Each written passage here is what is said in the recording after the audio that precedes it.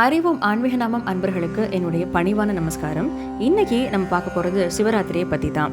So சிவராத்திரியில் என்னென்ன குறிப்புகள் இருக்குது, என்னென்ன சிறப்புகள் இருக்குது அப்படிங்கிறத ஒன் பை ஒன்னாக இந்த வீடியோவில் நான் அவங்க கூட ஷேர் பண்ண போகிறேன். வாங்க பதிவுக்குள்ளே போகலாம்.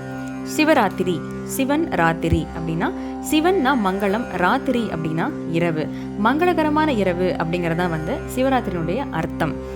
அடுத்தது என்னன்னா, சிவராத்திரிகள் மொத்தம் 5 வகைப்படும். ஒன்று பார்த்தீங்கன்னா நித்திய சிவராத்திரி, இரண்டாவது பட்ச சிவராத்திரி, மூன்றாவது யோக சிவராத்திரி, நான்காவது மாத சிவராத்திரி, ஐந்தாவது மகா சிவராத்திரி. நமக்கு பெரும்பாலும் மாத சிவராத்திரியும் மகா சிவராத்திரியும் தான் ரொம்ப பரிட்சமாக தெரிஞ்சிருப்போம். மாத சிவராத்திரி அப்படிங்கிறது மாதம் சதுர்த்தசி திதியில் வர்றது மாத சிவராத்திரி.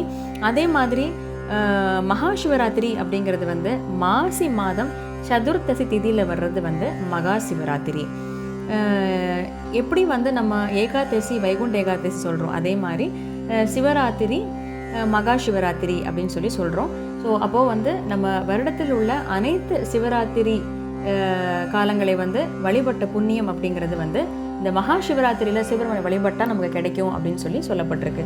சரி, இதில் பார்த்தா நம்ம கோயிலுக்கு போனோம் அப்படின்னா 4 கால பூஜைகள் நடக்கும்.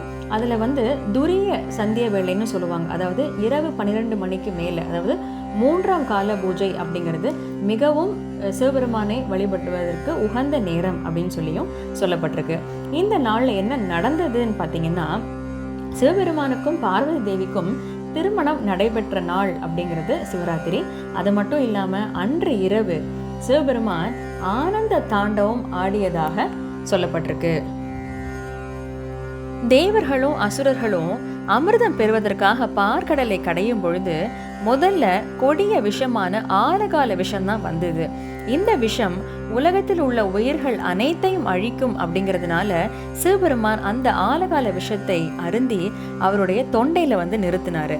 அப்படி உயிர்கள் அனைத்தையும் காப்பாற்றிய நாள் அப்படிங்கிறது சிவராத்திரி அப்படின்னு சொல்லப்பட்டிருக்கு.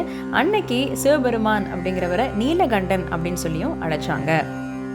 இது மட்டும் இல்லாமல் சிவபெருமான் ஒளி வடிவத்தை எடுத்த நாள் அப்படிங்கிறதும் சிவராத்திரி திருநாள் தான் அப்படின்னு லிங்கோத்பவ புராணத்தில் சொல்லப்பட்டிருக்கு. அது என்ன அப்படிங்கிறத நம்ம அடுத்த பதிவில் பார்த்து தெரிஞ்சுக்கலாம்.